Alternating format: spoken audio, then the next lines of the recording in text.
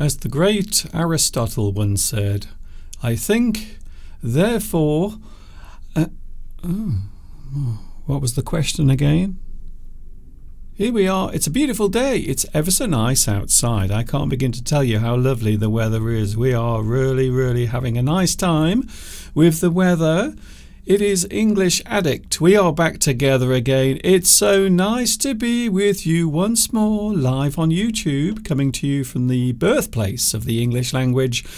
You know where it is by now. It is, of course, England.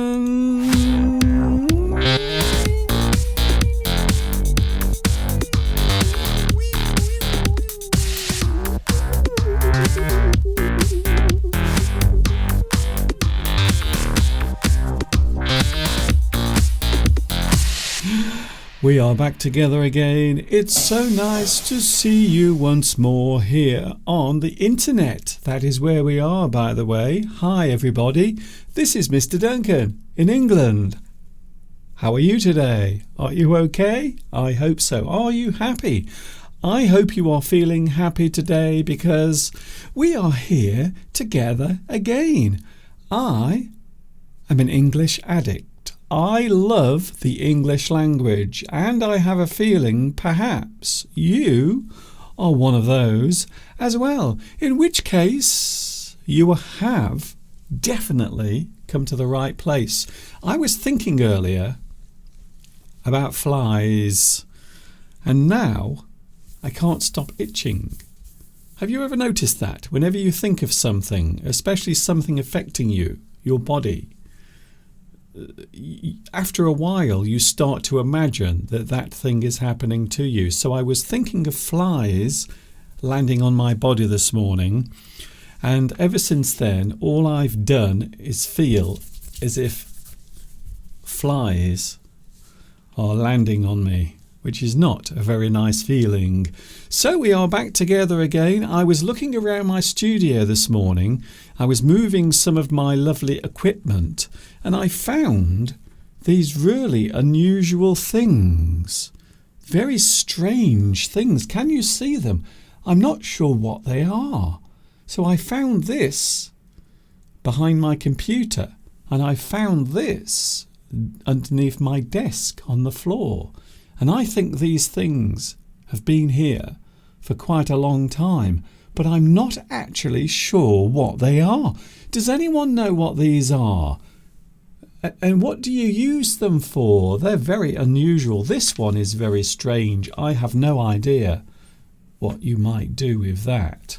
And this is a very strange device. Something happens here at the end, but I'm not sure what exactly you do with it. Isn't it strange? What a strange thing. I think this probably should be in a museum, maybe. Some people say the same thing about me. It is so nice to see you here again. It is very nice to have your company on this Sunday afternoon. Today we are looking at something rather deep, something with a lot of meaning, also something that I would say, I think it is fair to say, a lot of people are concerned about. Reality. Metaphysics. Oh, Mr. Duncan. That is a big word for a Sunday afternoon. I have to agree with you. Metaphysics, the study of reality. We often look at that particular subject from a philosophical point of view. It is often stated as the first philosophy, the one that is the most important, because it is everything when you think about it. Reality is everything. Metaphysics is the study of what we see as being real. Real things, reality, the things that happen to you and the things that happen to me. As I always say, this is my own theory. This is not something that has been written down by any scientists or philosophers, but from my point of view, I don't think there is one single reality. I think there are actually many realities that we all experience individually. So between one person and another person, reality is slightly different. Not much, but from our own experiences and the way we see the world around us as individual people, reality is slightly different. So maybe your experiences of life, maybe where you live, maybe your whole situation in your life might mean, in fact, it does mean that your reality is slightly different from someone else's. So each individual person has a different reality, even though overall reality is the same thing. We all eventually meet in the middle. So the reality is the central part of it. Mr. Duncan, I cannot believe you have opened your live stream with such a big topic, but it is one that can be quite fascinating. We are looking at technology, the way in which technology is used, the way it affects your life and also my life. In fact, I would say 80%, 85% of this planet is in some way affected by technology in some way, from the most basic tools that have been made to the most sophisticated electronic devices that also exist in this present time. So we are here today. We also have Mr. Steve here, bringing everything down to a certain level. Mr. Steve will be here later on. I suppose I should give you the warning that Mr. Steve will be with us at around about 2:30. So you can see from the clock it will be around about 19 minutes from now. Mr. Steve will be with us on the live chat. I wonder what Steve has been doing over the past few days. I don't know. Well, I do know, but I have to pretend that I don't know, even though I do know exactly what Mr. Steve has been doing, because I do share some of Mr. Steve's reality. Not much of it. By the way, I had a strange dream last night, a really weird dream, and this is something we will be talking about later on as well. The consciousness of a human being, and also the subconscious, the things that go on in the background of our minds during our day-to-day lives. Sometimes when we sleep, that hidden part of our mind might come alive and start to interact with the rest of the brain. And that's what happened last night with me. I had this really weird dream that I started working at a funeral parlour, which sounds rather depressing, but I know from last night that particular dream was my subconscious trying to make sense of those things that are in the back of my mind. And I do actually know that something has been going on in my mind over the past few weeks. From just before we went on holiday, so before we went to Italy, Mr. Steve and myself, this is something we haven't mentioned, but we decided to write our wills. Not a very cheerful thing to do, but we did, just in case something happened whilst we were on holiday. And that started a little thing going on in the back of my mind, in my subconscious. And then of course I was thinking about my mother and my own mortality, and then my birthday coming up in about 3 weeks from now. The 12th of August, by the way, is my birthday, for those who don't know when it is. And of course, next year it is my big birthday. If you follow me You will know exactly how old I am next year.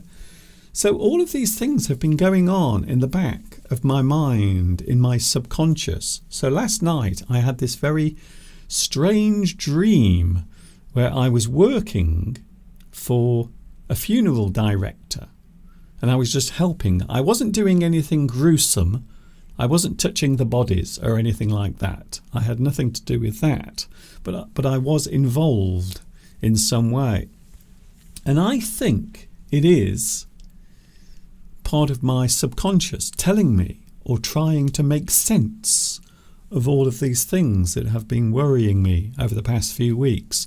So not necessarily one thing in particular, but a combination of things. And I have to say, I have been very aware of those feelings and thoughts. Not directly. They haven't affected my life in any way. However, they have been going on in the back of my mind, in my subconscious. It has all been going on. So I woke up this morning after having this really weird dream and I felt quite well. I felt quite almost relieved of the burden. Very strange. So the mind, the human mind, is quite a fascinating thing. And yes, it is true. There is so much we don't know about the human brain. There are many things we have no idea of. We still don't understand how we can imagine or remember things or relive things in our minds. We still don't really understand how that works. There are people, of course, who debate whether or not consciousness is a real thing at all. Or maybe it is just part of the function of the brain. It is a very interesting thing. And I have to say, we will be talking about some of this today with Mr. Steve as well. Technology, the way in which technology has changed our lives from the simple things to the very complicated things. Of course, yesterday, a lot of people were talking about technology because of the big problem with the internet. Many internet services, many devices, most of them relating to big companies. So big companies that use certain types of software, they were affected by one problem that came from some security software. And because of that slight problem, many devices around the world were affected. So it does show how much we rely on modern technology these days. It is incredible how much technology affects my life, your life. I would imagine at some point this morning, you have used technology for something. I know I have. In fact, I'm using it right now. I'm using some very sophisticated technology right now to do this for you. So it is interesting, and I think it is a very interesting subject, especially when we talk about the connection between what we feel and what machines can do. Some people believe that there is, or there will be at some point, a connection between those two things. Some people believe it's happened already. Personally, I don't believe it. I don't think it's happened just yet, but we are on the way towards something changing anyway, especially the way we learn things. So I think the biggest thing that modern technology will change is the way we learn and the way we process new information. I think that will be the big change in the future.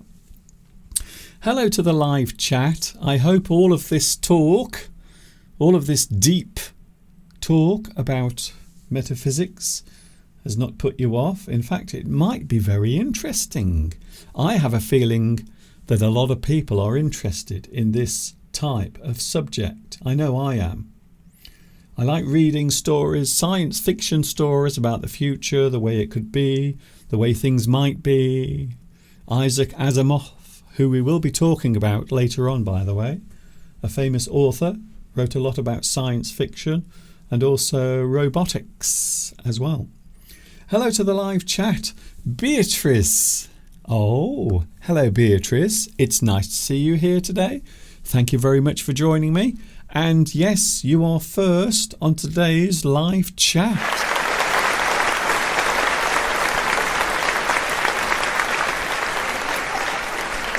A round of applause for Beatrice and a round of drinks for me.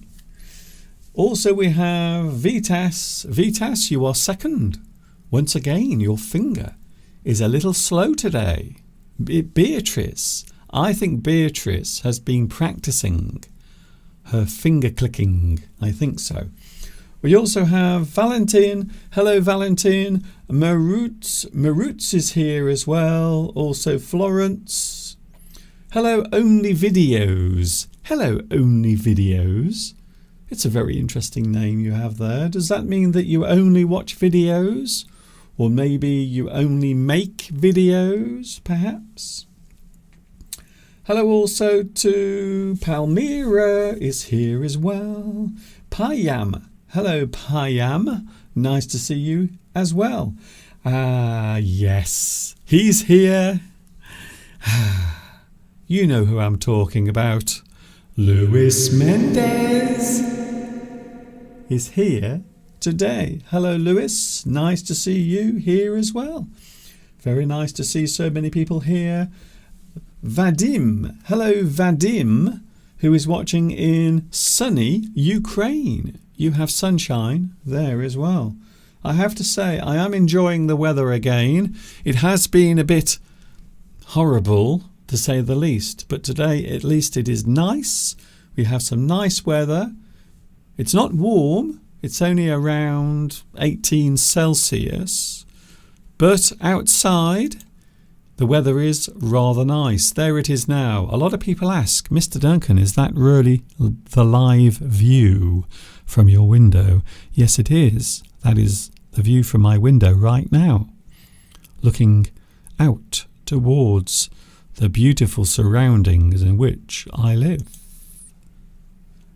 Mr. Steve is 8 minutes away from being with us. Who else is here? Claudia. Hello, Claudia. Can I say happy birthday for last Thursday? I did see some of your posts on Facebook, and all I can say is I think you had a rather exciting birthday. I am so tired today. I have been celebrating my birthday on Thursday and also yesterday as well. It was a lot of work. I hope you got lots of gifts. I hope you received lots of presents as well. Chihiro. Hello, Chihiro. Nice to see you here as well. I wonder where you are watching. Oh, please tell me. I really want to know because I'm quite nosy, to be honest with you. Who else is here? Maurizio Iannucci is here as well, watching in Italy, the place we were at a few weeks ago. Isn't it strange how fast time flies by? It only seems like last week when we were in Italy, but now it's almost a month ago. Incredible. I still can't believe it, to be honest. In fact, I think it might be longer than a month. Can you believe that? I really can't. Hello, Florence. We have Florence here as well. We have Keem Nguyen, who is here as well. Hello. Do you remember Blue Thunder? Yes, I do. I remember Blue Thunder. One of my younger viewers who would often watch as well. Are you Blue Thunder, I wonder? Maybe you are. We also have, who else is here? Tom is here. Hello to Tom Rocks. Thank you very much for coming as well. Hello, Rosa. I was involved and I helped a homeless cat, and it was so stressful. The cat started to come here and he eventually conquered my heart. That is what they do. That is what animals do.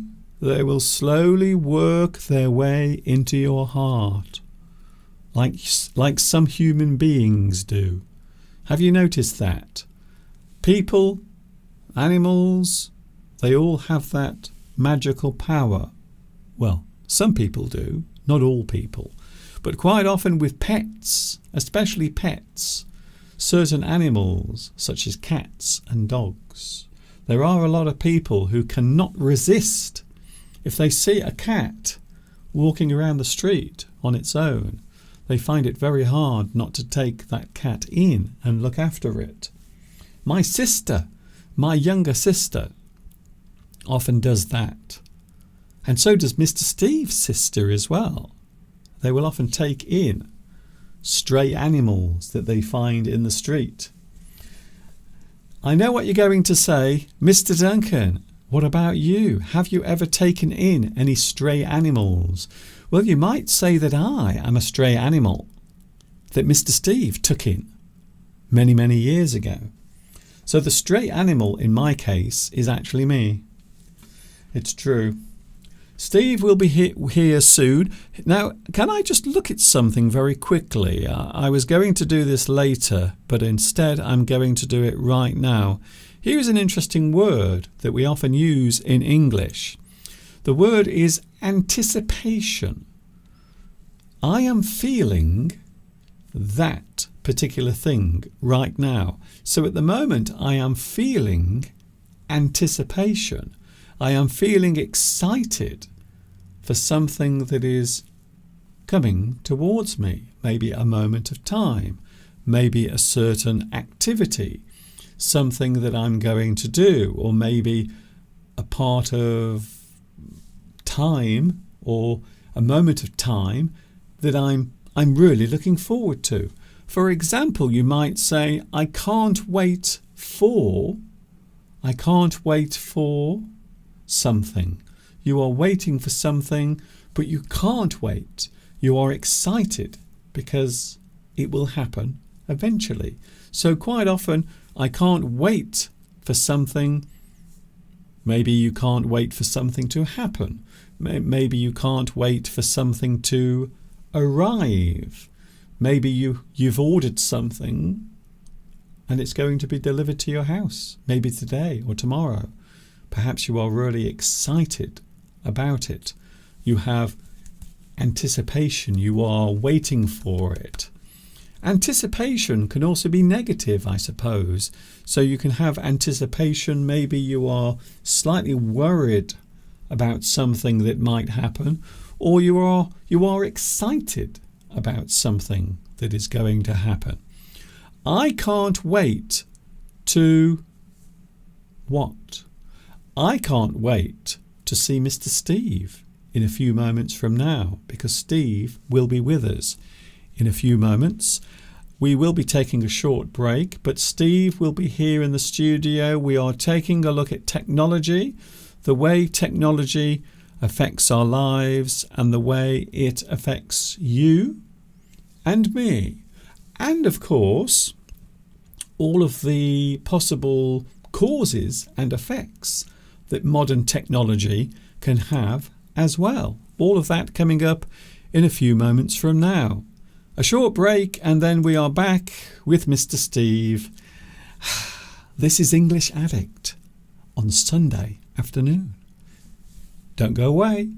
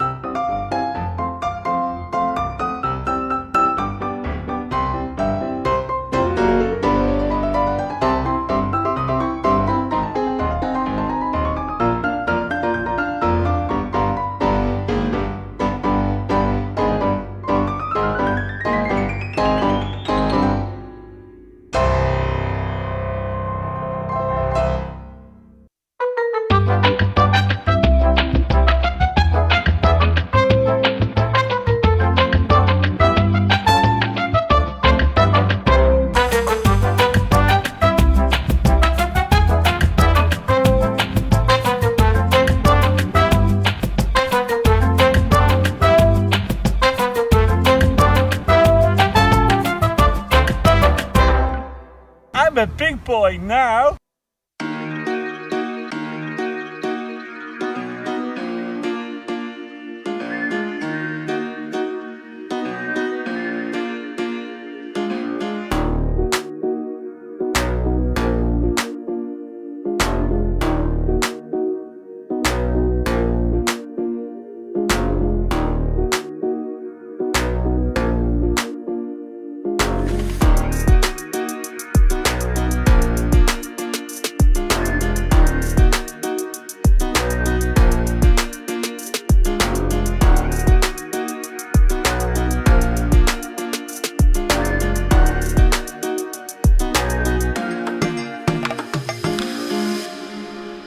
We are here together today. I hope you are feeling good as well. Please give me a like. If you like this, then please give me one of these and I will be ever so pleased. Thank you very much for joining me today. We have a lot to talk about. We are going all metaphysical today. Oh, Mr. Duncan. What has happened to you? I wonder. We are going to delve deep into a certain subject, something that may or may not be interesting. We will have to wait and see. Talking of things that are deep and interesting, here he comes, everyone. He's back by popular demand from his parole officer. Here he comes. It is, of course, the one, the only, Mr. Steve. Hello, beautiful, wonderful viewers from across the globe. I say that every week, but it's very true. You're here once again. We're all here once again for an exciting journey through the world of English. Ooh. And how's it been going so far, Mr. Duncan? I can see plenty of comments on the live chat, I have to say, which, as you know, I love to look at. It has been a busy one today. It's been very, very busy. And yes, we are here together just to prove it. There is Mr. Steve in his cosy corner, looking very relaxed today.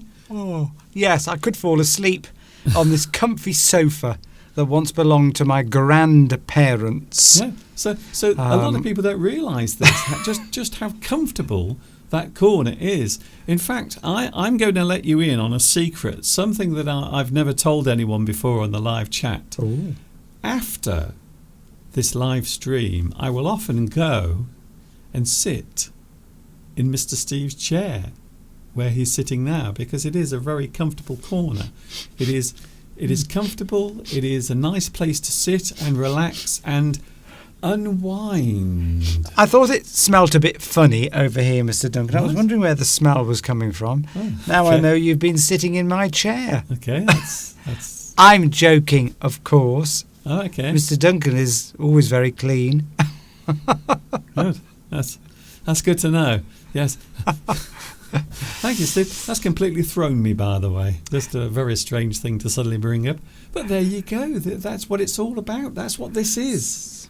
If you are expecting something that is dull and boring, then you are in the wrong place, because this is rather unusual, to say the least. Talking about which, Mr. Steve is with us.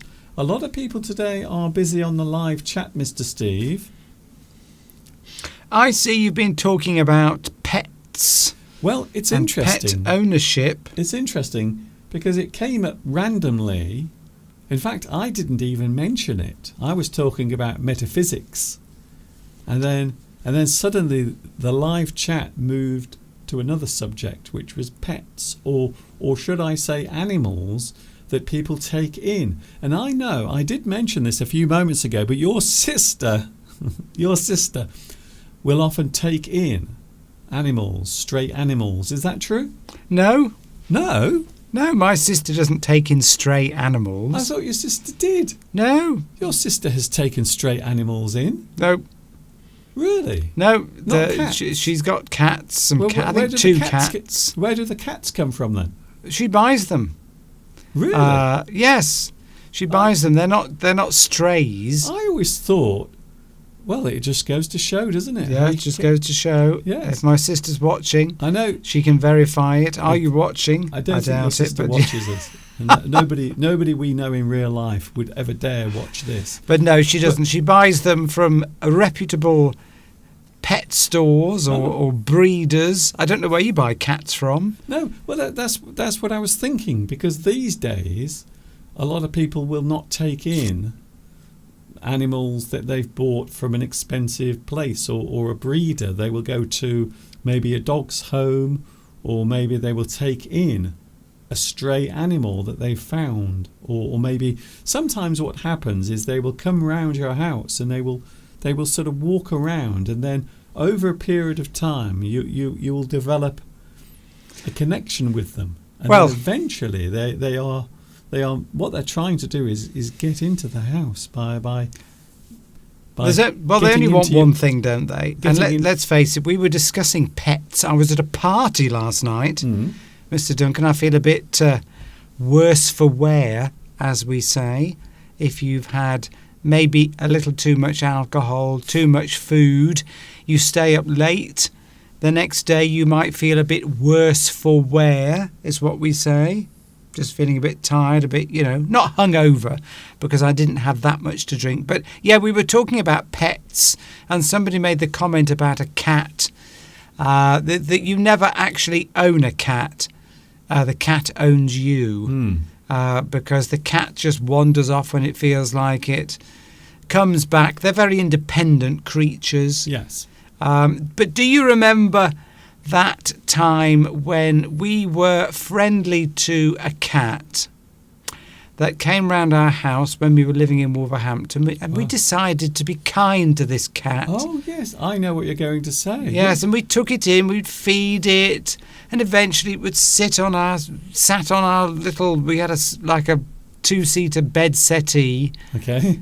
And then one day it just turned on us and scratched us both. Yeah, well, it actually scratched me. I don't know if it was I think it was the neighbour's cat. It was next door, and it started coming round, and it would come into the house when you weren't looking, and then suddenly it would be there in the house. Lovely cat. We would go, oh, you lovely cat, have some food, take it in. And then one day it was sitting with us on the sofa. Yes. And it just suddenly lashed out at us. Yeah, me. It scratched me, not you. Scratched you. I've still got the scars somewhere on my hand. Yes, really horrible. And it really did scratch quite deeply into my hand. Yes. Maybe it was just saying, I don't like you. And what did you do, Mr. Duncan? What did I do? Yes. Well, when the cat scratched you. I didn't strangle the cat. I did throw it outside, though. You kicked it, didn't you? You opened the front door and then booted it out of the house. Yes. Well, I was bleeding all over the place. And then, to add insult to injury, there's a good phrase. So something's happened to you, and then something worse happens down the line. Don't tell them about the fleas. Well, I'm about to. We discovered that this cat was full of fleas, and it had left fleas and eggs all over the sofa, and they all hatched out, and we were getting bitten everywhere. And it must have gone upstairs because we found them in the bed. Yes. These big fleas. It was disgusting. It took ages to get rid of them. We threw the sofa out. I could see them bouncing all over these giant fleas. It was a horrible experience. So I've never been near a cat ever since. But it's interesting, isn't it? How these things can start off with one tiny event. So the cat comes in and you feel all, oh, look, it's a little cat. And then next it's scratching you. You're bleeding everywhere. And your house is then full of fleas because the cat had fleas, and the neighbours obviously were not looking after the cat properly, which is why it was coming round to us, because it felt safer. It felt better with us, even though it didn't seem to like me very much. We had to treat all the bedding and spray the furniture with insecticide. It took weeks to get rid of them because the eggs kept hatching out. Fortunately, it was many, many years ago, so we don't, as far as I know. I'm not quite sure, to be honest. we don't have fleas anymore. No, we don't. Although I But- was thinking of them earlier. I was thinking of flies and things landing on me, and then suddenly I felt as if I was itching. It's a sort of psychological thing. If you think of things, sometimes you can actually start to feel the actual effect of the thing that you're thinking of. So And that's what I was doing earlier. Of course, if you live in countries outside the UK, Mm-hmm. you're always going to be wary. Local people in other countries are always wary of rabies, and which we don't have in the UK. We We're don't. rabies free. We used to have cases. I remember in the 1970s there were occasionally cases of something called hydrophobia, which is rabies. It's a horrible, horrible illness that is passed on through animal bites. And it's not very nice if you get it, because it destroys your brain. And Oh, your it's a nervous death system. sentence. So you eventually lose control of all of your nerves, and it's a very slow, horrible demise. And British people, when they go on holiday, see, we're used to, if you watch British people when they see other people with their pets or a wild dog or a cat, they go, hello, oh, hello, nice doggy, nice cat.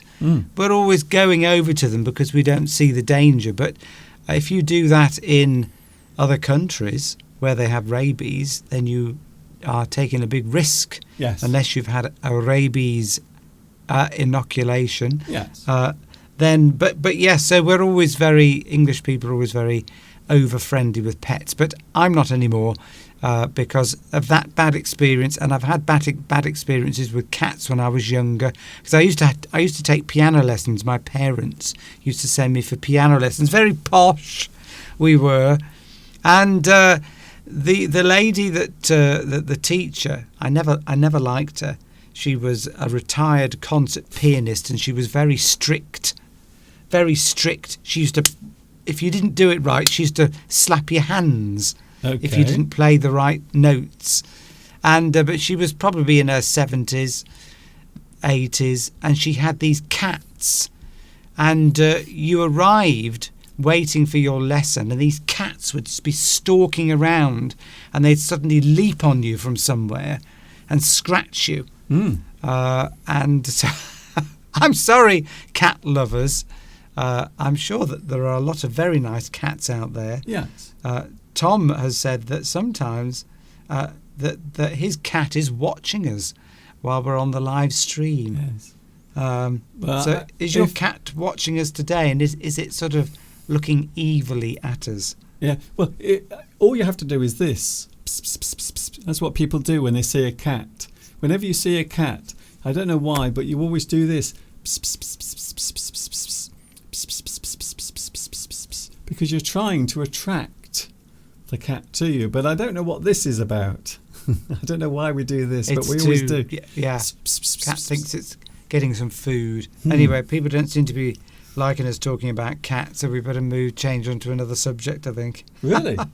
No, it's just that the viewers seem to be dropping rapidly, and I think they've come on, heard us talking about cats, and they've thought, we're off. Well, there are people who take it too far, though, aren't there, Steve? There are, in fact, it has become an insult, a form of insult to say that a person is a cat person or a cat lady, and that's normally a person who lives alone and their house is full of cats. So not just 1 or 2 cats, but maybe 8, 10 or 12 or even 20 cats all living in the house. So imagine, well, first of all, imagine the state of the house, because cats like scratching things and destroying things, but also think of the smell as well. Like, oh, dear me. Maurizio, hello Maurizio, said my son, Maurizio, my son took a cat from the street when he lived in another city, and he returned to Rome, and now the cat is with us. She's a very nice tortoise-shelled with long fur. Well, you got lucky, obviously. It could have been a disaster. It could have been full of fleas and might have scratched you. But obviously that's a very nice cat. as opposed to the cat that we took in, which was not very nice at all. But it can happen. I think animals are temperamental. Even dogs, of course, can suddenly change their behaviour. Maybe if they feel threatened, or maybe if they are protecting their owner, they can also turn very quickly. They can sense fear. Yes. So I think if a cat comes near me, it senses fear, and it knows I don't like it. I'm wary, wondering what it's going to do. So it senses that and plays on that. They're quite sort of psychological, aren't they? Cats. They're sort of they're almost. I think cats sometimes can be a bit. I'm going to offend people here, but they're a bit psychopathic. I think cats are. Mind you, all animals are really, aren't they? Well, cats are unusual creatures because they kind of want to have the comfort of the house, but also they want to be able to explore the outside as well. So I think cats are slightly more. They are more unpredictable than dogs, which is probably why these days a lot of people prefer to have a dog, even though dogs also can be a little unpredictable. Cats are predators, says Palmyra. It's nature, nothing to do with it. Yeah, well, that's true. They're predators. And obviously we won't go into how many birds that they kill every year. We won't go into that. But No. Maurizio also has 20 fish. Yeah, doesn't the cat put its paw into the fish tank to try and get the fish out? That's not quite so bad though, because you can keep fish in one place. And to be honest with you, if I had a choice between keeping a cat and keeping a fish, I think I would prefer to have the fish, because all you have to do is feed it now and again with a little bit of fish food, and maybe sometimes you have to clean its little bowl or tank. But I suppose with 20 fish, I would imagine, and this is something we used to do, by the way, at home with my family. We used to keep tropical fish in a big tank. Ooh. So it's an amazing thing, and they are the most gorgeous of creatures, tropical fish. They take a lot of looking after. You really do have to take care of them. And of course, because they're tropical, Steve, you have to keep the water at a certain temperature. So everything has to be connected to these small heaters that go into the water, and they keep everything at a certain temperature. So tropical fish, they have to have a lot of maintenance, and they can be quite expensive as well. So some of these tropical fish, they're beautiful. There is a certain type of fish called an angelfish, and they have the beautiful fins that go off as they swim around, and they are the most gorgeous fish, but they can be expensive. And of course, you can have the occasional disaster, Mr. Steve, which we had when we woke up one morning. We came downstairs and part of the fish tank had cracked, and all the water had leaked out from the fish tank, and the living room was covered in water, and all the fish were at the bottom of the tank. Of course, they weren't very well. Did they survive? They did not. Oh dear, that's not very nice. There is one thing that fish like. They like to have water and a little bit of oxygen now and again. So not too much oxygen. So they basically all, I suppose you could say they drowned in air. Well, I used to work for a company, and my boss had a huge fish tank full of tropical fish. By the way, Maurizio, are they tropical fish or freshwater fish? But my manager had these really beautiful, it was a huge tank, it must have been about that big, full of all these tropical fish. And one day he went on holiday, and while he was away there'd been a power cut, and all the fish were dead when he came back, because I think once the temperature drops, they don't survive for very long. He was very upset about it. I can well imagine. So even though they are lovely to look at, and quite often you go into restaurants, don't you, Steve? And some of these restaurants, they have the fish tank, and it's built into the wall. Yes. And they have hundreds of fish all swimming around, and it always amazes me how they take care of all of those fish in that huge tank. It must take a lot of cleaning and.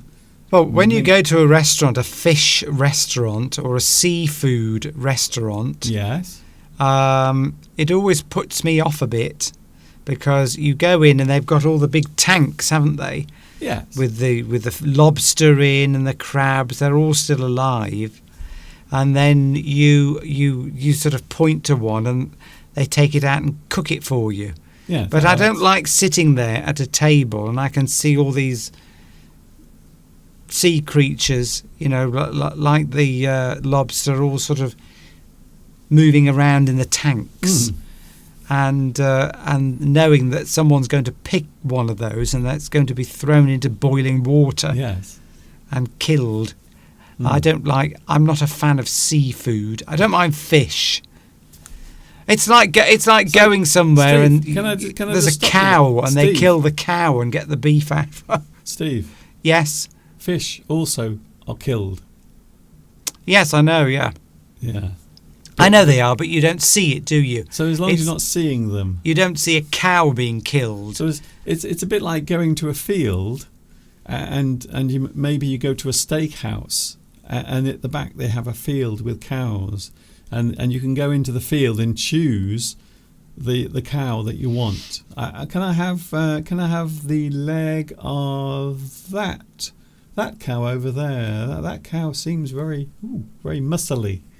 Can I have that one, please? So yes, I suppose it would be different if we could actually go and choose the animals whilst they're still alive. Maybe everything wouldn't be quite the same. I know, it's like lamb. Oh yes, can I have lamb, please? Okay, which one do you want us to kill for you? And then it wouldn't happen. I mean, meat has to be sort of left to hang for a while, doesn't it, for the blood to come out or something before Yes. you Anyway. eat it. So, but yeah, if we had to kill I don't even like cutting it. I had to cut up an onion today to put in our meal. I don't even like cutting up an onion because, it's like you're killing the plant. I mean, you'd starve to death if you worried about killing plants. Even sometimes I'm chopping up a carrot and I'm thinking, I'm killing this carrot. Well, It's silly, really. I think you will find that carrot might already be somewhat deceased. But it could if you anyway. Yes. Anyway, Steve, No, we're not vegetarians. Steve, SCJU. we are not vegetarians. We are not. But if you asked us to kill our own meat, we probably would become vegetarians quite quickly. My dad used to take me fishing, and do you like my action of fishing there? That's very good. And I didn't like catching the fish because they looked like they were suffering on the end of the hook. Yes. Well, I think it is a bit painful because you have a hook that goes through your face. So imagine that if you got a giant sharp hook, and then put it through your face, and then you were lifted up by it.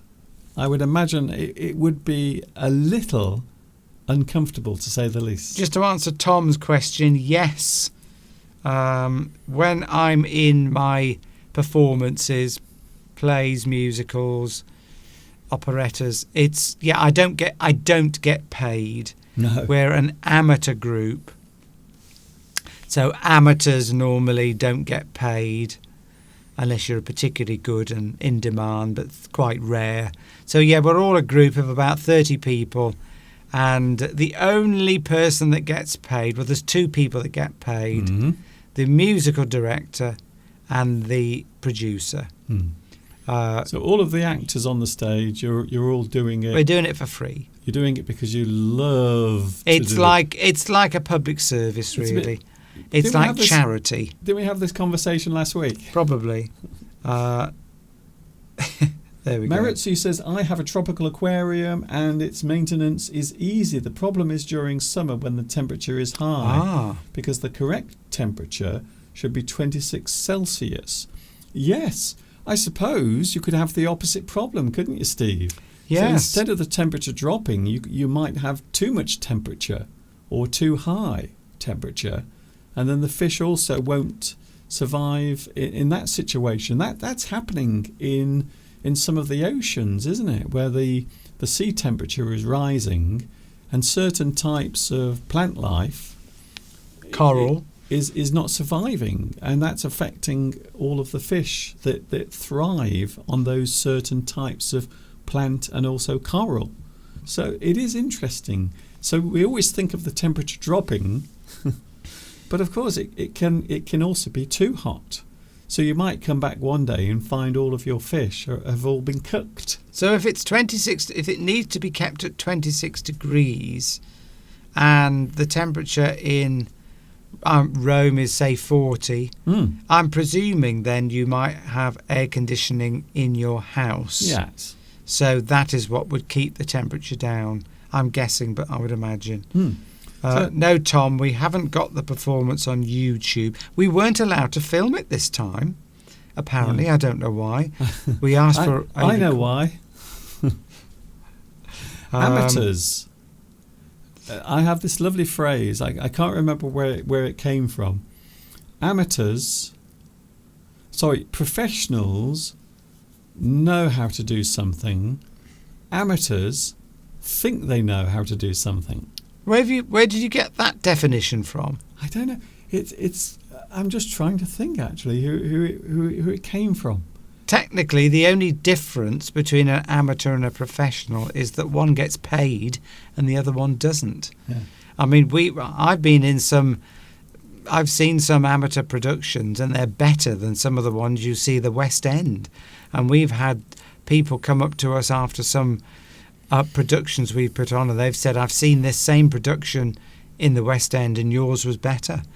And in fact, I've been in choir things where the amateur choirs were better than the professional choirs. Oh, by the way, I think it was Truman Capote who said that, who said, so professionals know how to do something, amateurs think they know how to do something. I'm sure it was Truman Capote. Well, sometimes that is definitely true. I mean, you get different with professional performances. The level the level of the performance is usually fairly good, and always consistently at a good level, because otherwise people wouldn't pay to go and see it. With amateur performances, there is a big variance between a good performance and a bad performance. Yeah. There's a very big wide band there. Yeah, there's a chasm. Yeah, you can get very good ones and you can get really awful ones. Yes. Those usually like the one we went to see last week. That was rather awful, wasn't it? As I said, won't go into that. Anyway, we are coming up to 3:00. We have a big subject today, Mr. Steve. I'm not sure if your brain is ready for this. I doubt it. You might have to give it a little shake to wake it up. It's a bit like one of those snow globes, but instead of snow floating around, it's a little brain. So give it a little shake, Mr. Steve. Please don't storm off. Don't leave me. Don't go away. Today we are looking at metaphysics, Mr. Metaphysics? Steve. Metaphysics. The philosophical study of reality, things to do with reality. But in fact, most of that conversation will come from the main subject, which is, of course, technology, which has been in the news. I would say that over the past 4 or 5 years, we have been talking about technology quite a lot, because it has become something that we all need and we all use every day. Right now, I'm standing here using all sorts of different technology. Mr. Steve is sitting over there. He's in the corner of his comfy corner, the very comfortable corner. It's the most comfortable corner in the world. And yet Mr. Steve still has to use some technology so he can read the live chat. So it is true that quite often in life, technology does affect us quite a lot. So we will be looking at that a little bit later on. A lot of people were talking about the cows earlier. So I thought we would have some more of the cows, and then we will talk about today's lovely topic. Please don't go away.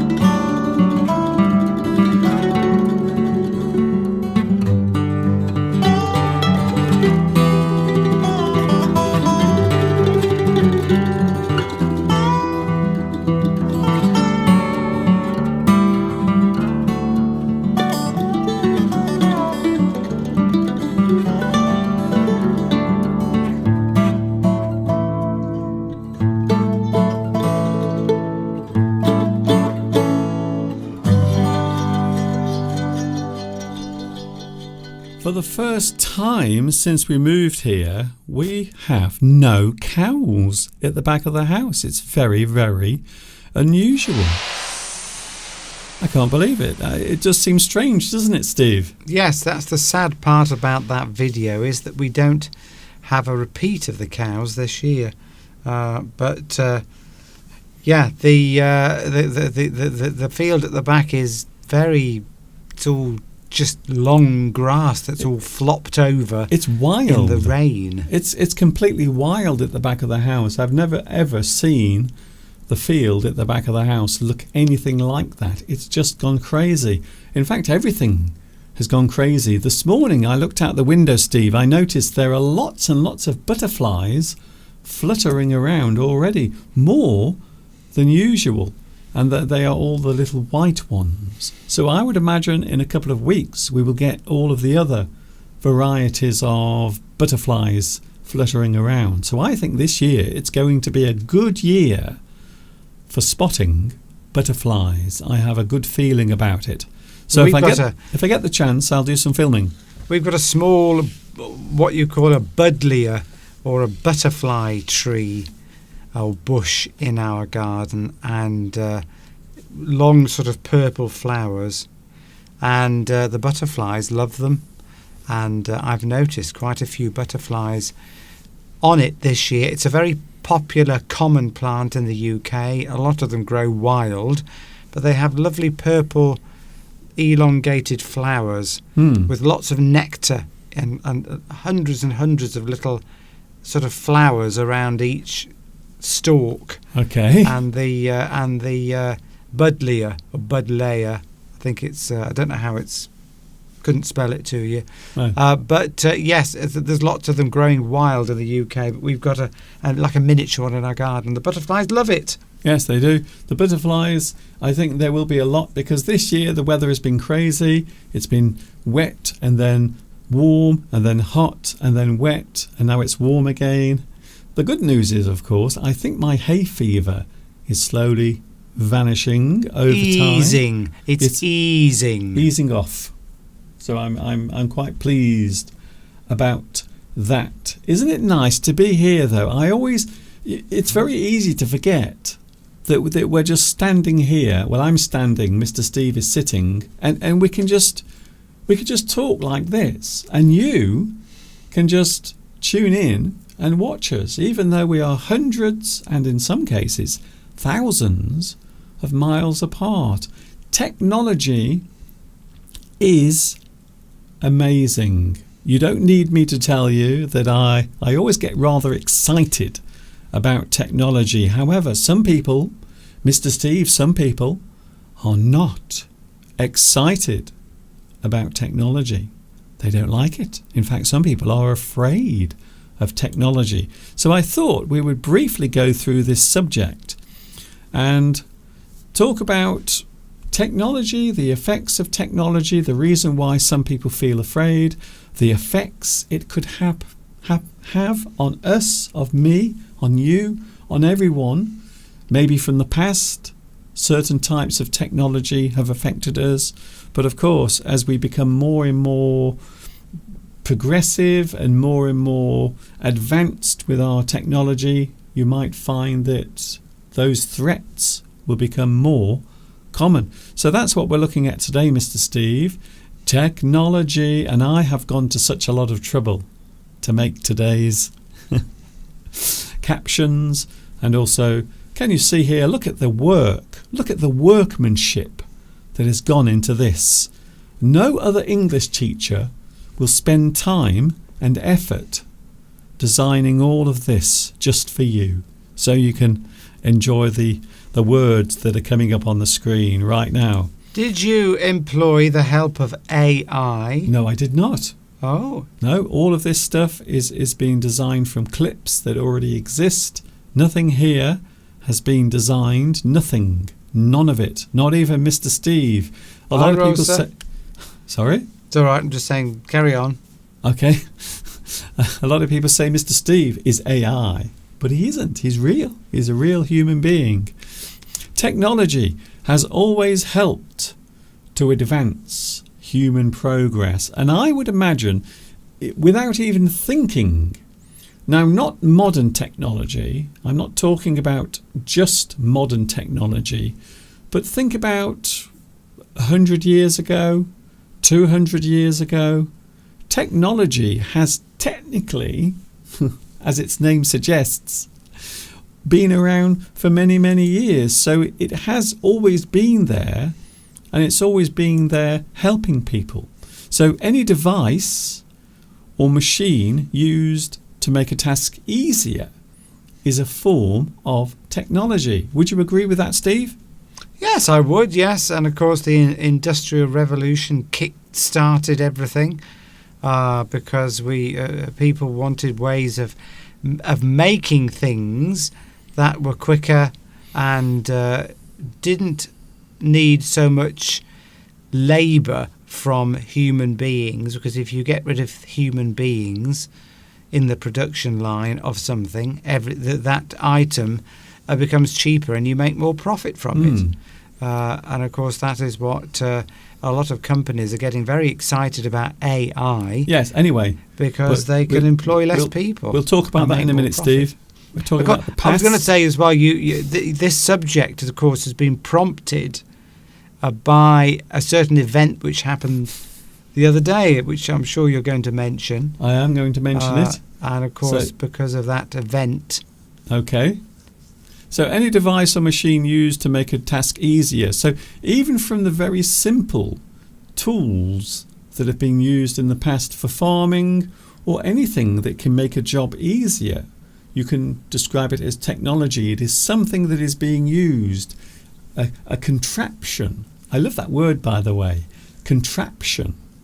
It's a very old-fashioned word, but it is still used nowadays. So a thing that is doing a job, quite often something that has to be created through design. So you might think, Steve, that a lot of technology would be designed first of all and then made. So any device or machine that is used to make a task easier is a form of technology. So I suppose in many instances or situations you might talk about certain areas. We can talk about mechanical machines and electronic devices. So there is a difference. What do you think the main difference is, Steve, between those two things? Well, mechanical means sort of, metal things moving around like a combine harvester, like the hardware, and electronic devices are electronic devices, aren't they? They're sort of, there's no real moving parts in them, like computers. That's it. That is the big difference. The big difference between mechanical or machines. So those two words are often used together. A mechanical machine. A machine is something that is performing a task, quite often using parts, solid parts, and as Steve just said, metal parts, quite often using some sort of force or friction as well. So quite often we think of machinery as moving. There might be some force being exerted, or maybe friction between certain things. So machinery is something that is very physical. Electronic devices, especially nowadays, are less physical in that sense, where you have moving parts. So many electronic devices now don't have moving parts, but it does depend on the type of function that they are performing when you think about it. But you're right, Steve. Yes, computers have very few moving parts. You can have an iPad. So when you think about it, you pick up your iPad or your iPhone or any other smart device, and there's nothing mechanical in there. It's all completely electronic. It's all using electricity to generate and work, and of course heat as well, which is the big enemy of computer devices. So Mr. Steve, I would say nowadays, Steve, you handle more electronic devices in your day-to-day life than mechanical ones. Well, I've got my car, obviously. I drive around in that. But yes, I mean, it's a mixture, really. So I'm driving around in the car during the day. I'm using electronic devices with customers. So it's a mixture. It's a mixture, really. It's difficult to quantify it, really, I would say. But an interesting point here on the chat from Claudio. The world population in 1900 was 1.6 billion. And now it's in the year 2000, it was 6.1 billion. I think it's over 7 billion now. Well, I think it's over 8. And that, of course, is largely due to technology, and largely due to, well, two things really. One is agriculture, being able to make a lot more food for people, and of course technology in preventing us from dying from diseases. Yes, we're actually going to look at this in a moment. So different areas where technology has been a positive thing, but also areas where it might be a negative thing. So a thing designed, or a tool for work, and as Steve just said, something that can make tasks or things easier in certain areas. Labour saving. Now I remember when this word was always used, my mother used to have to do all of the housework, especially washing the clothes and things like that. She had to do it all by hand, and it used to take a long time. And many housewives would spend so much of their time in the kitchen, washing clothes, washing the dishes, cleaning everything. It would take a long time because you had to do it all by hand. But then in the 1950s, there were new devices, new types of technology that came along, and they were described as labour saving devices. Labour being, of course, the effort that you have to put in to do something. If you're labouring, it means you're working physically at something. You could be labouring in the fields. But if you're washing clothes by hand and putting them through a mangle. When I grew up, my mother had automatic washing machines were only just beginning to come into popularity in the 1970s, but my mother had something in between washing by hand and an automatic machine called a twin tub. So she would put there was one section of this machine, it was quite big, where the clothes would get washed, but then you had to take them out of there and spin them. You had to physically take them out yourself and put them in the spinner at the side. They called it a twin tub.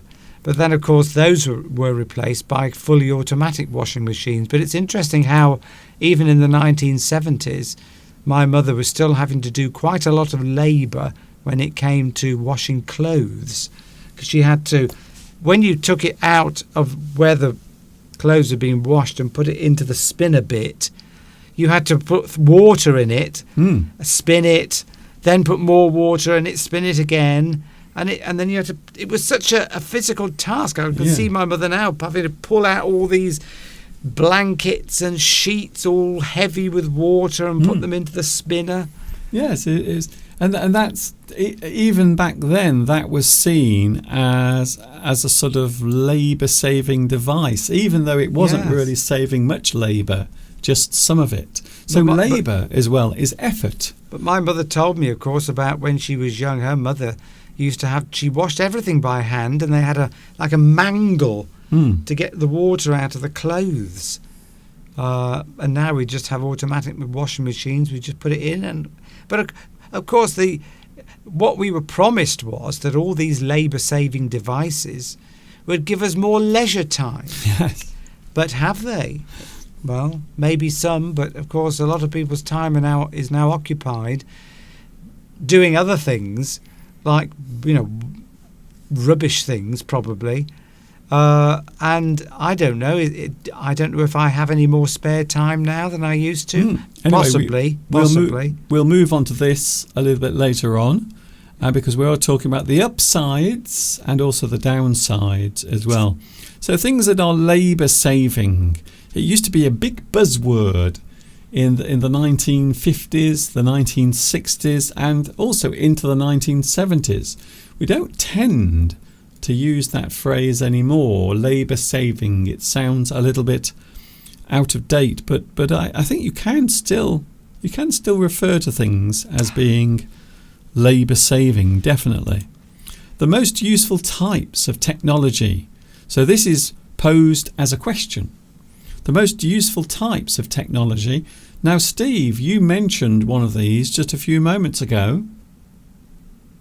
Agriculture. Yes, I saw an interesting statistic the other day. I didn't know we were going to do this today. Talking about the number of people that used to work on the land in agriculture, making, wheat, whatever. It used to be 50% of the population before mechanical devices were invented to plough the land and sow the seeds and reap the corn, so to speak. 50% of all people used to work on the land. That's probably only 150 years ago we're talking. But now only 5% of the people in industrialized countries like here and in the US, Europe and the US, it's only around 5% of people now work on the land and produce about 10 times as much food as we used to before, with 50% of the population working on the land. Yeah, so you might say that agriculture, the technology, and don't forget the technology behind agriculture is not just 100 or 200 years ago. We could go back maybe 800 years, 1,000 years even, as agriculture. Was it the Mechanites who introduced the the concept of harvesting and growing crops. I think it was the Machanites. Thank you very much, Mr. and Mrs. Machanite. The most useful types of technology, agriculture, and as Steve rightly said, it used to be the main source of income, but also I suppose you had to do it as well, because you had to do it to survive. And then, of course, we have scientific technology, which we will be coming to in a little while, because that is a subject that we're talking about generally around the world. And of course, I suppose you could also say industrial technology. Industrial, but in what sense would you say, Mr. Steve? Because I think this is something you might be able to talk a lot about. Yeah. Well, I mean, a common one. I mean, I like talking about cars, and of course, one of the big things that came in with car manufacturing was robot technology to make cars. And I think it was in Italy, wasn't it? Wasn't it Fiat that first introduced the first factory that had robots making cars? Yes, it was a huge event. I remember, I think it may have been the late 1970s, the very end of the 1970s, where this idea of a robot, an arm, it was very basic, but these things could actually construct and put together a car. And it was a huge thing at the time. And even back then, there were many people saying, well, it's great, but what about all the people, all the manual workers? What will happen to them? And well, that is it. You've touched on an important point there, Mr. Duncan, because always the fear of technology is that it will take people's jobs. And of course, it does take people's jobs. I mean, with the agricultural revolution, in the way that we make food, the jobs were 50% of people were working on the land. So, and there's now a lot more people in the world, of course. So where did those jobs go? They had to new jobs. What technology does is that generally, and this is probably going to be the same with AI, people are worrying about what jobs will be lost because of AI. But when any new technology comes in, it creates other industries. And so what people have to do is that they have to think, well, what's happening?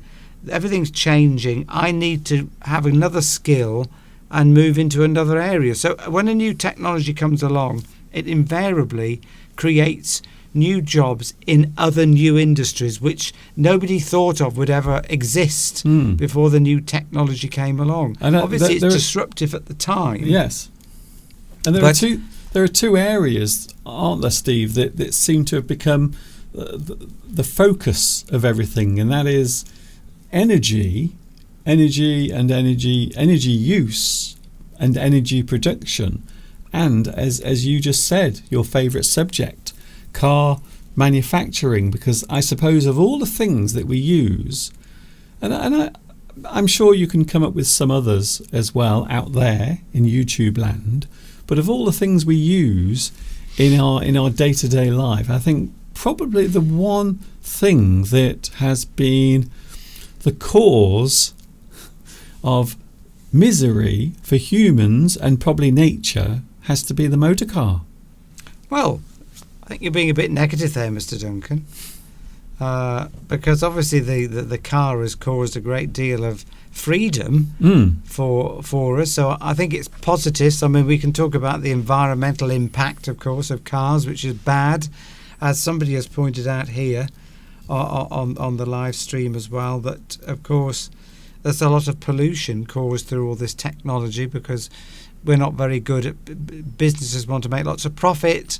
Yes. And mining is very polluting for these rare elements that we need for various things. Is that Claudio says? Yes, Claudio says the world is polluted due to man's comforts. It is.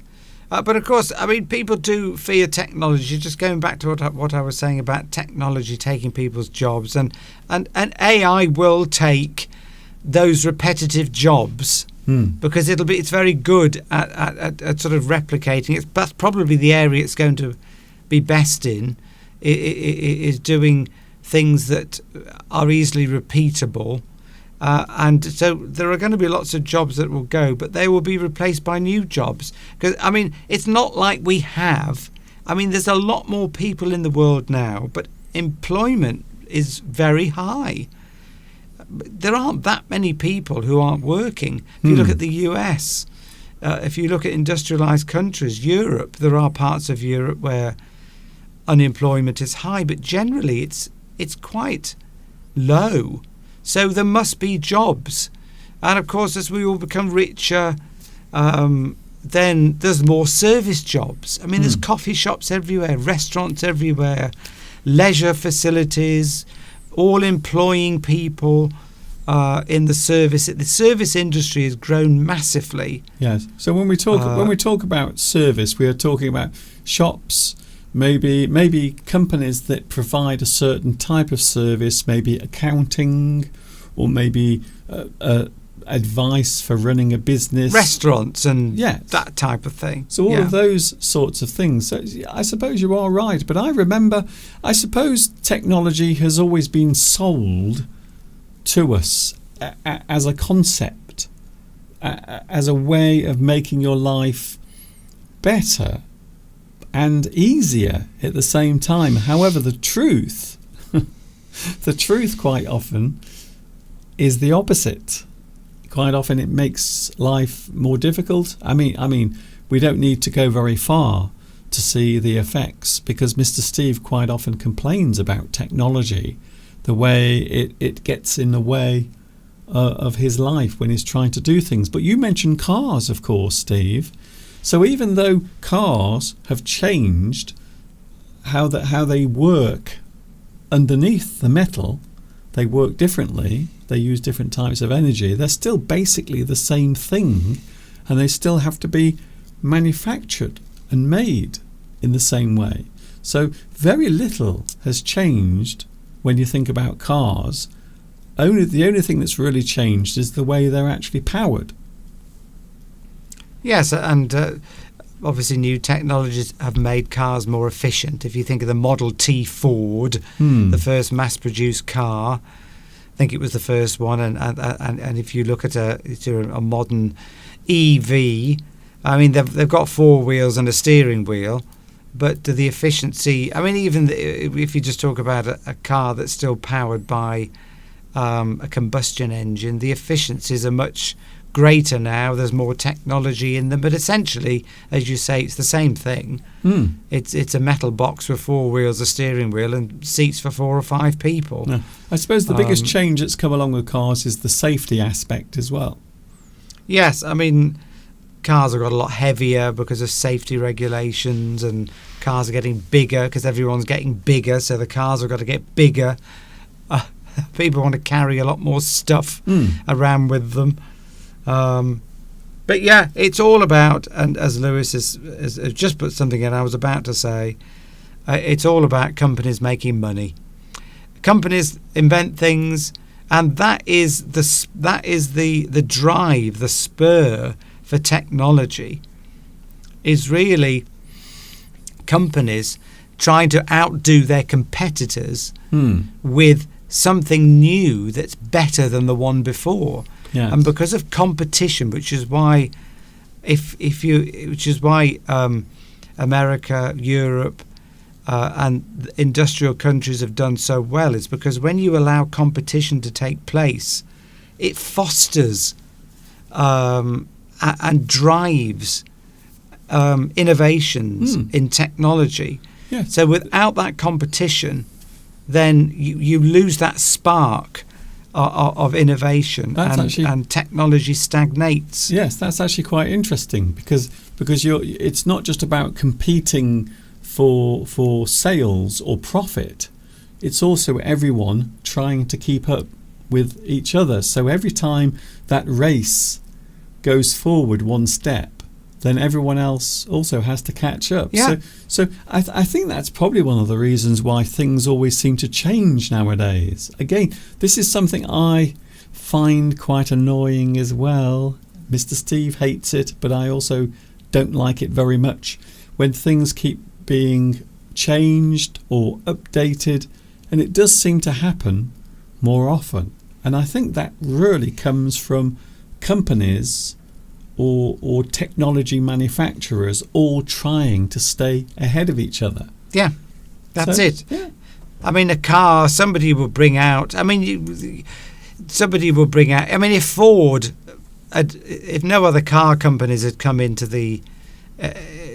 were allowed to produce their own cars, Ford would probably still be making the Model T now. It probably wouldn't have changed very much. And what's interesting about the Model T was it was designed to be put together very quickly. So it wasn't just the design of the car itself. It was actually the design of the parts as well. So the big revolution came from the technology that built the cars, but also the way in which the cars could quickly be assembled, and then you could make hundreds of these things. They would roll out of the factory in very large numbers. So I think it is quite an interesting subject in that point. And you find that countries that generally have a high level of state control stifle innovation. Yes. And you know, we won't mention the countries, but no. Anyway, Steve. Free open societies allow more innovation,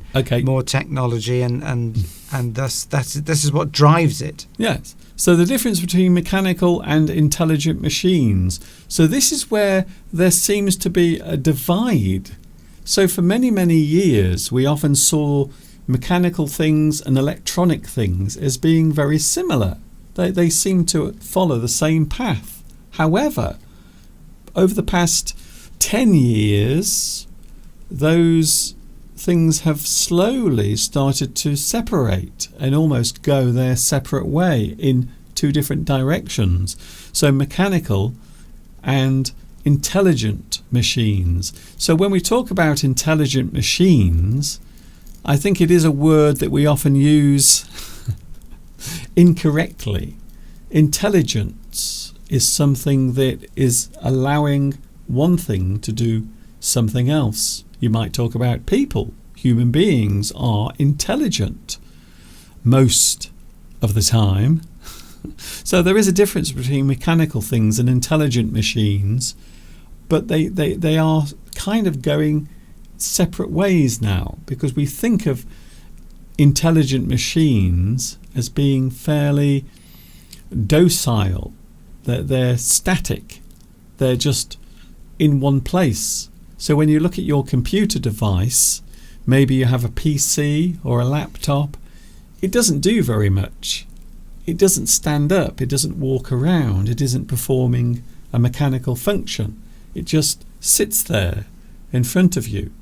So a lot of intelligent machinery is actually doing very little.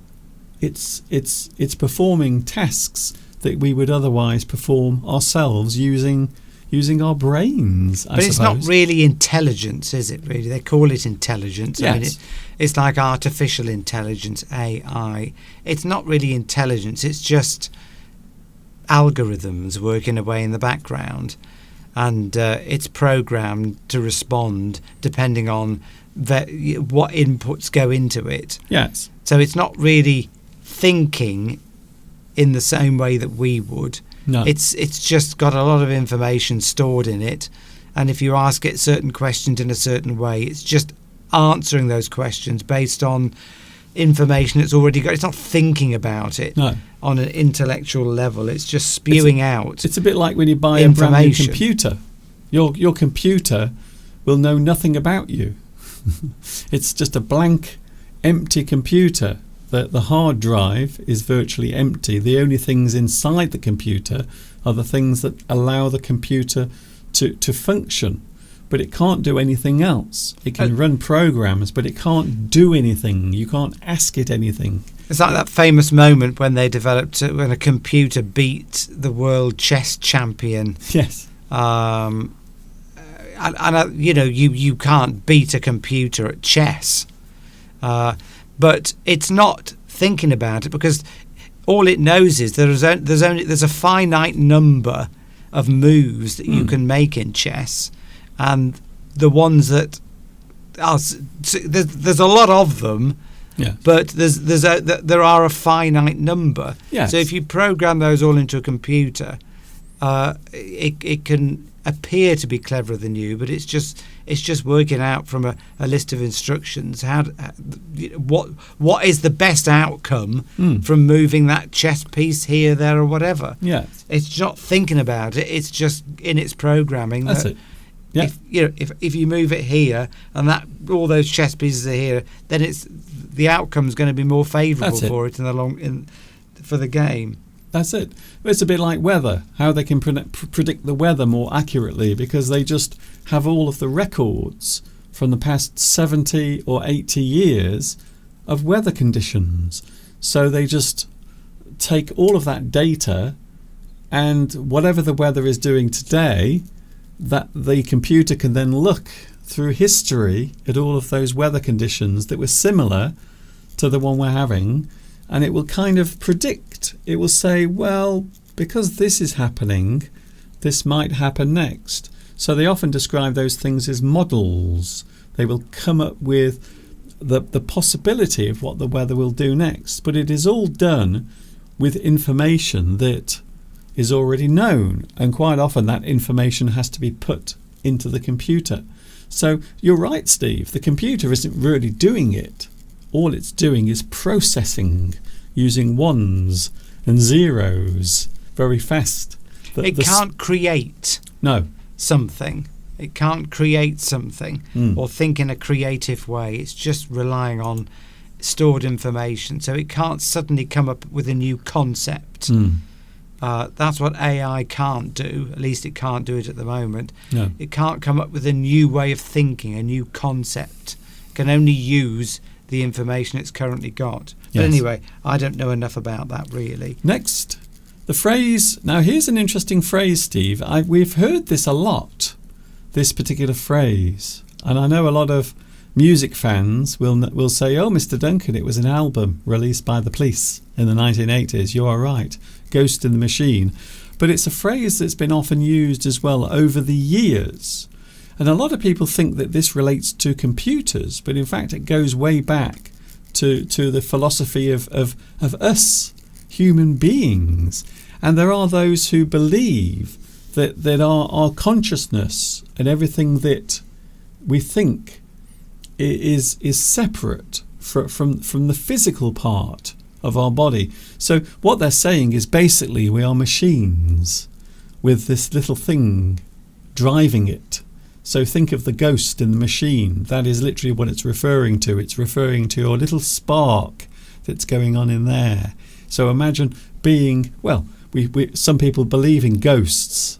So that's basically the concept of everything that human beings stand for. We are a physical machine controlled by a little thing that's flickering away. Our genetic code. Yes.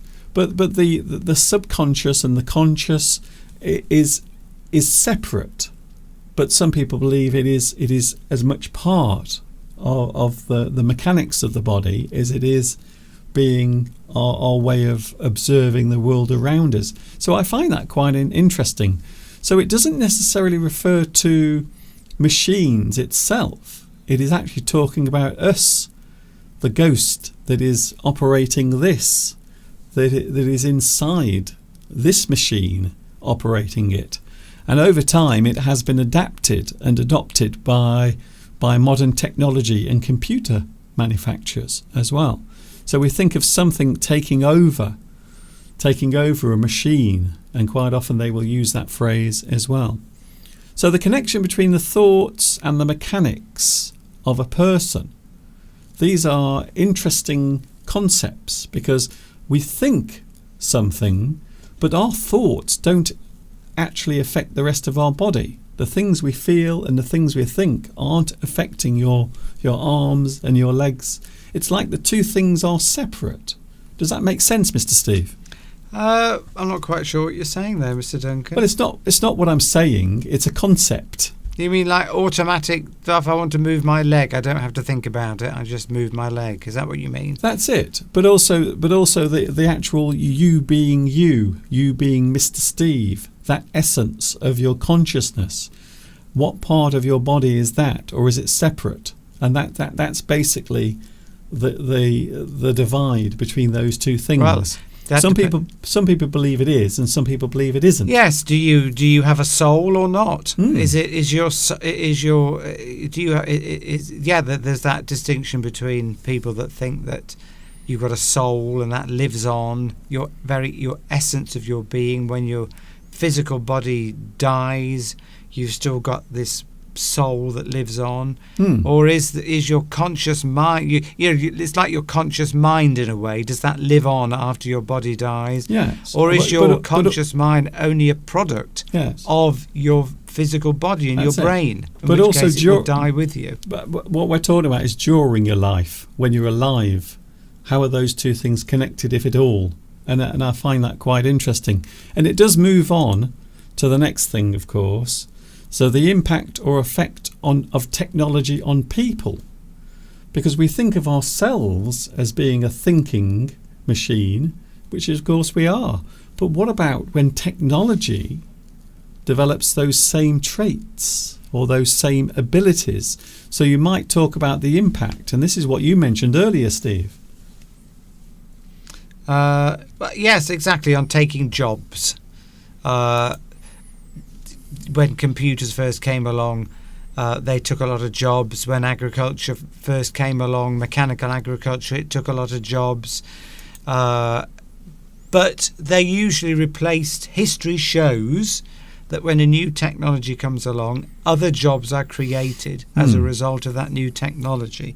So the people that lost their job from an old technology are now can upskill, learn new skills, and do the new jobs. Yes. But of course, if you're going to remove, not everybody. There is this fear that in the future that you've got to be quite brainy to be able to do maybe a lot of jobs in the future, because a lot of the sort of simple repetitive jobs will probably go. Information gathering, that sort of thing. Who knows? We don't know what's going to happen. No, but you don't one have thing to is be probably for certain. Steve, the misconception is you have to be clever to use a computer. So if you can use a computer, you automatically become the smartest person in the room, because the computer has the information. And that is those two things. How human beings, we really don't need to use our brains very much anymore. This is something I mentioned a couple of weeks ago on one of my Wednesday live streams. We don't actually learn things anymore in the same way as we used to, because we know all we have to do is type it in, and there is the information. There's no need to remember things, because the computer is almost our brain. It's a little bit like carrying your brain around in your hand. You don't really need to use this. This thing is almost being made redundant. But when you think of how much time you used to have to spend learning the times tables, for example, there used to be a lot of things that you had to do. But it's like learning a language. People are learning English, obviously watching here to learn English. The only way to get your brain to get better at it is constant repetition. Yes. That's never going to go in terms of learning a language. There could be technology that allows you to just speak into your phone, and I think it's already there, and then the other person who speaks a different language can hear it. But that's never going to replace, I can't see that completely replacing the human connection between me learning another language and being able to go to that country and speak that language. Yes. Otherwise, you're always going to lose that human interaction. Yeah. And because there'll be a delay, won't there? If Yeah. I speak into a machine, can I order a cup of coffee, please? And then I play it back to the person working in the coffee bar in Rome. That's not going to be a very nice experience. No. And then they have to repeat the thing in their language, and then you have to play what they've said back to yourself so you can understand their response. And you're right. That is that there is a line, and that line will always exist.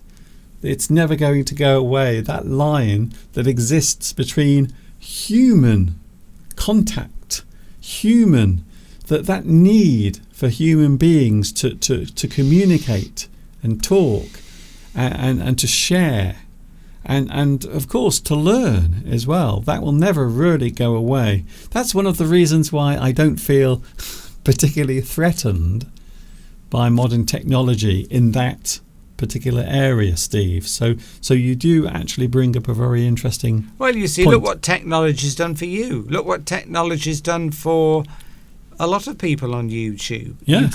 You can teach English to literally millions of people around the world through technology. You couldn't have done that before.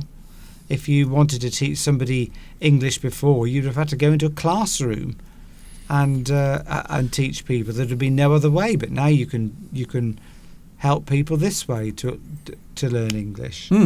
So there are always it's created a new job for you, yes, and for other English teachers, and for all sorts of other skills. there are always options, I think. Yes, I mean there'll be some disruption probably at first. Whenever there's some new technology, suddenly a lot of jobs are replaced. There's a disruption for a period of time, and then new jobs are created, and people go back into employment again. But it could be, I don't know, it could be a period of years. I mean, if AI develops the way they say it will, there could be a very sudden loss of a lot of jobs in certain areas. But then, as new jobs get created by that technology, those will eventually be filled again. Yes.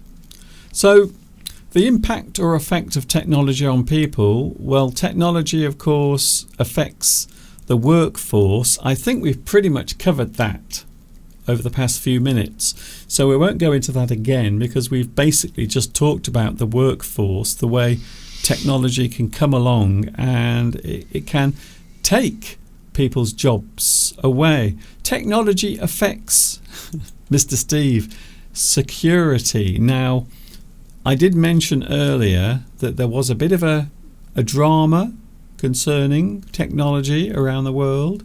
Not everyone was affected. It was mainly affecting big companies, people who use certain types of security software, because they have to handle lots of different types of data. So not the average person like myself and Mr. Steve, but big companies. So because of a fault in a type of security software, devices were they weren't working because they didn't recognize the software. Suddenly it was different. Suddenly it was something that appeared to be attacking the computer. And of course, as you know, if that happens to your computer, it will stop working. It will go into safety mode and you can't do anything with it. So that did happen, and a lot of places were affected by it. Airports, and what other places were affected, Steve? Banks. I think some places you couldn't draw money out. They've described it as the biggest sort of tech upset, computer upset that's ever happened. And I mean, doctors' surgeries, they couldn't make I mean, this is ridiculous, isn't it? We have become so reliant on technology now that if something goes wrong, just ordinary functions, like for example in the UK, there is a particular system that all surgeries use and the hospitals for making appointments for patients and for accessing patient notes. So in the old days, you go to the doctor and you'd have the notes, and he would take them out and read them. Oh, last time you came, you had constipation, or something. But now it's all on the computer screen, isn't it? You go to a doctor now, he doesn't have a physical notes. And if you make an appointment at a doctor, it's all done on the computer. Well, this system, at least in the UK, was affected, and people couldn't make appointments to go and see the doctor. Yes. They went So- to the They went into the doctor. I'd like to make an appointment. Mm. Sorry, you can't. The computer system's down. That's well, it. isn't that ridiculous? Yes. That the Wait. most basic Oh. thing. Okay, Steve. I'm just saying that, and the doctors couldn't look at the notes, the Yeah. patient notes. That's it. I mean, that's just crazy So, that so there isn't a if- backup system for those Okay. essential tasks, and Well, this is what will have to be done, I think. Okay, Steve. Now, first of all, it wasn't the computers that was the problem. Yeah, It I was know, actually- but the upshot is that is what happened. Steve, you've made your point. I need to make mine now. Yeah, I'm just saying. My point is that there should be something Yes. that you can, if there is a problem with, if the computer's affected by something, that there is a workaround, Yes. reverting back to like a manual system. But there or isn't. something. There isn't in that situation because, well, this is what we're talking about now. We're talking about security. So security is a different thing because now I felt sorry. I don't normally feel sorry for Windows because Microsoft over the years have been a bit naughty with their practices, to be honest. But a lot of people were criticizing Microsoft when it wasn't really their fault. It was another company who provides the security software, which is a completely different thing. So in that situation, there wouldn't be a fail-safe because that thing is what is deciding what can go through and what can't go through. So as soon as that disappears, or if it's corrupted, then the computer itself won't work because that security system has stopped working. It's a bit like your antivirus software, isn't it, Steve? If it's not running, then your computer is suddenly exposed to all of the viruses that might be affecting the computer. So in that situation, I was thinking, okay, maybe it's not Microsoft's fault. So I might give them. It is their fault, really, because they've outsourced that task to another company. So ultimately, they decided to outsource the security updates to another company. But all companies do that. They always have. I know, but this is the problem that happened with Yes. Boeing. And anyway, we won't go into that. But No. yeah, I mean, there should be a way of a backup for computers if they go wrong. Yeah. In essential services like doctors, it's health. People's lives are at stake. Well, it's if funny. there's an issue, there should be some way round it. Okay, but this is what I did earlier, Steve. At the start of today's live stream, you didn't see it because you weren't watching, but this is what I showed. And I said, these things, what are they? I don't recognise them. They're such unusual objects. Can you see that? What is it? It's so unusual. It's so weird. And this can never be corrupted. This can never be lost if the electricity goes off. And this is the point you just made, Steve. So I'm actually saying you're right by that. There is no substitute for a pen and a piece of paper. If you keep your papers in a drawer or in a filing system, they're always there. It doesn't matter what happens. The electricity can go off, all of your computers can fail, and you will still have these things. Well, something I noticed as well when I was doing my Amdram show the other week, we had musicians there, live musicians, violin player, oboe, etc. And of course, musicians have got a stand with their music on, haven't they? Well, normally, I've never seen this before, but normally you've got a piece of paper. That's the music. You open it up and the music's on there. But one of the ladies, she didn't have that at all. She had like this giant tablet and the music was on there and she kept sort of pressing buttons on the screen. Well, they do. But have you seen what happens at the proms at the Royal Albert Hall? They all have it on little tablet devices now. Yes, and I thought, well, if something went wrong with it, the power went, then they wouldn't be able to play the music. Seems, But anyway, it was interesting. If it's working, it probably will work most of the time. Yes. But And occasionally it's probably... But anyway, yeah, we're running out of time. that is the point that a lot of people made yesterday. They were saying this is something that really is so rare, and it's like anything. When it happens, it seems like it's the end of the world, but these things are so rare that it probably won't happen again. But we've got to move on, Steve. Yeah, no. Can I just make one point? When software goes wrong, planes crash and people fall out of the air. That's happened in those.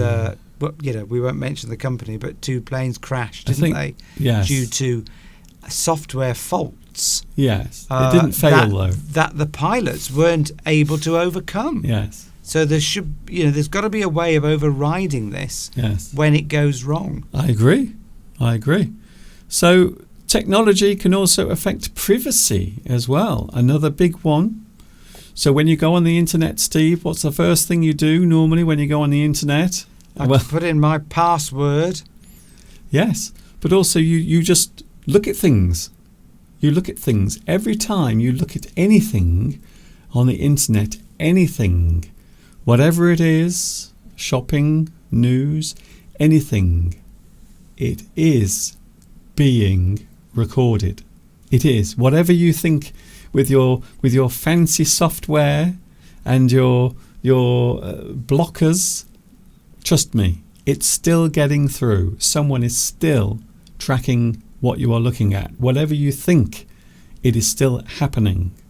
And it's been proven over the years that a lot of data is always collected. In fact, yesterday, Facebook were fined for stealing data and misusing data. I can't remember where it was. I think it was Uganda or Nigeria, somewhere in the African continent, but it was a big story, and this happens quite a lot. So privacy is something that has already gone.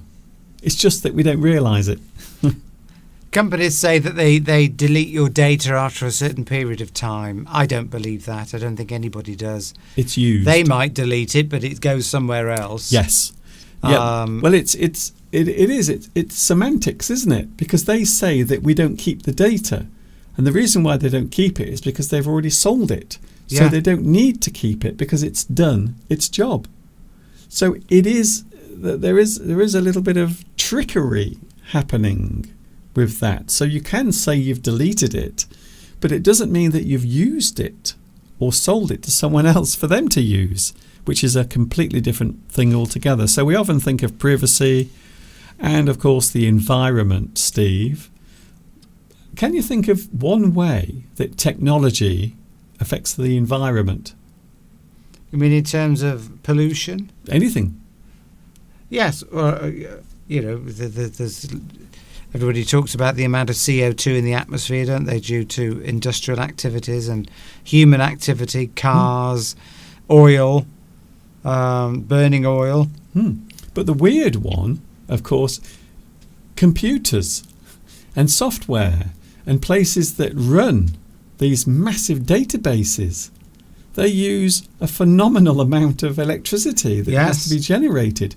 So even if that place is not producing any environmentally damaging anything that's coming out of that factory or that place, it is just a place that's full of computers that get hot and they need electricity and they need cooling, but they're not producing anything that's harmful. They're just using the energy without putting anything back. Which, of course, the electricity is probably fossil fuels are generating the electricity, so that's causing the pollution.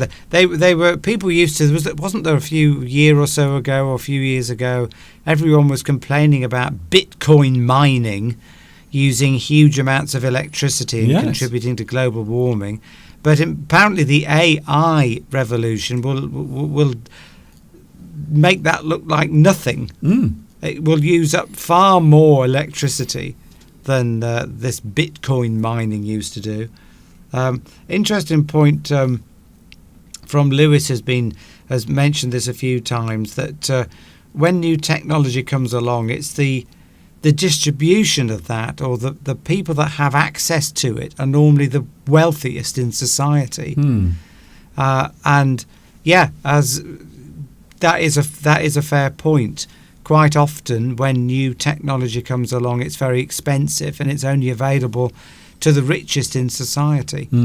And when they start developing sort of anti-aging technology and things like that, that's probably only going to be available to the very wealthiest in society. Yeah, I think it's safe to say it will. Yes, at least initially, until it's upscaled, and then when it's upscaled, it becomes cheaper, doesn't it? That's it. So technology affects the future of humanity. Oh my goodness.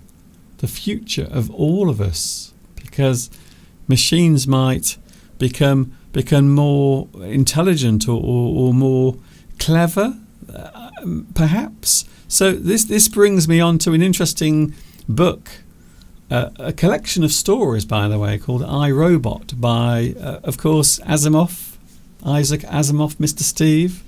Yes. He's the science fiction writer whose work was used as the basis of modern technology concerning artificial intelligence, which I find quite fascinating. So this particular, well, in fact, it's not one story, it's a collection of stories. I think it was actually released or published in 1950. But the original story relating to his laws of robotics. I'm sure you've heard of this, Steve. I have. First of all, something that's designed to operate like a person, if it's robotic, if it has some sort of intelligence, a robot may not injure a human being or through inaction allow a human being to come to harm. So I think that's quite a interesting law to have. You don't want something running around causing problems and killing everyone. The second law, a robot must obey the orders given it by human beings, except where such orders would conflict with the first law. So even if I told a robot to do something against the human being, it wouldn't do it. So I think that's a pretty good. We definitely need those in place when we get those robots that we see in the films that go around killing human beings. Ones with Arnold Schwarzenegger in them. You mean Terminator? Terminator, yes. And the third law, Steve, a robot must protect its own existence as long as such protection does not conflict with the first or second law. So even if the robot is in danger, it must be selfless, which I think is the most interesting of all the rules. So you are actually making that robot aware of human beings and the fact they shouldn't be harmed. So you are technically saying that robot should be selfless and have no self-awareness as for protecting itself. I think human beings should go by those laws. I don't know about robots. I think human beings should obey the same laws as the robots, and then we'd all have a much nicer society. Well, that's it, you see. Wouldn't we? You can program machines, but you can't program people. At least not yet. Anyway, not yet. Maybe in the future that will happen. Anyway, I think that's an interesting subject. Well, I hope people found that interesting. There's been plenty of feedback on the live chat. And of course, as far as the future is concerned, Steve, we don't know, do we? Nobody knows what's going to happen in the future. We can predict, but it's almost always very, very different to what we think it will be. And that's a positive thing. Because mostly it's better than we thought. Yes. One thing is for sure, people will never grow tired of human contact in some form or another. You can never reproduce the human soul. I read a book years and years ago, a science fiction book, just to quickly end on this, that this thing was created. They were aliens from another planet had landed, but they were like blobs. And they'd read your mind, and they could tell they wanted to be friends with you. But they formed themselves, they read your mind, who would be the perfect partner, the perfect person to spend your life with. And from all the information that was in your head about what you liked, what you didn't like in a person, it created itself, it formed itself into this perfect human being for you as a partner. Ooh. Which sounds like a wonderful life ahead if they ever develop that technology, Mr. Duncan. There has to be some downside of that. There has to be a negative for that. There's no negative. Huh? None whatsoever. So anyway. What if everyone wanted the same type of person? And then the world would be very dull and boring. Well, people don't. They do. Everybody fancies different people. So there's something positive to think about, that might come in the future. Nice to have been here, Mr. Duncan. I'm hungry. I'm thirsty. I can tell that you want to go. And I want to go. So lovely to be here, to interact with all you lovely people through the medium of this technology. And see you all again. Will I be here next week? Let me think what's happening next weekend. Yes, I will be here. Good, because it will be the last English Addict on Sunday for July. August will be coming, and of course, we know what happens in August. It will be a certain person's birthday on the 12th of August. I will give you a clue. It isn't Mr. Steve, and it is me. Thank you, Mr. Steve. See you next Sunday. See you next Sunday, and see you in about 4 minutes' time. Yes, in the kitchen. Bye. There he was. Mr. Steve has left the building. Well, that was interesting. I hope you've enjoyed today's live stream. Something a little different. Sometimes it's nice to let your mind wander for a while, to explore the depths of the human soul, and of course think about everything else connected to it. I will see you on Wednesday. I'm with you on Wednesday. I will be live with you from 2 p.m. UK time on Wednesday. I'm going to have a cup of tea now. First of all, I will sit in Mr. Steve's comfy corner, because it is very comfortable, I have to say. And then I will have a cup of tea with Mr. Steve. See you very soon. Enjoy the rest of your day. I hope you'll have a good time, whatever you are doing. Have a good Sunday and enjoy yourself until we meet again, hopefully on Wednesday. This is Mr. Duncan in the birthplace of the English language, saying thank you for watching. Enjoy your day. And of course, until the next time we meet here, you know what's coming next. Yes, you do.